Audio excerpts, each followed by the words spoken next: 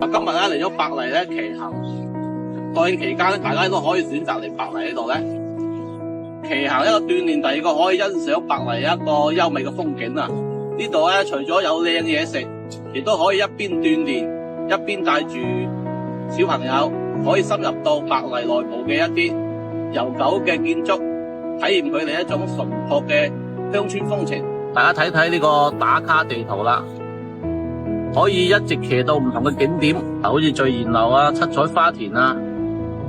創意糧倉啊、西江公園啊、西江丸子啊、桃園三巷呢啲。咁呢度咧亦都有好多嘅靚嘢食噶，比如話西江河鮮啦，係嘛，河粉冚珍珠啊、黑皮大冬瓜、冬瓜盅啊、冬瓜船啊呢啲，哎呀，數之不盡啊！哇，好正啊，環境好正啊！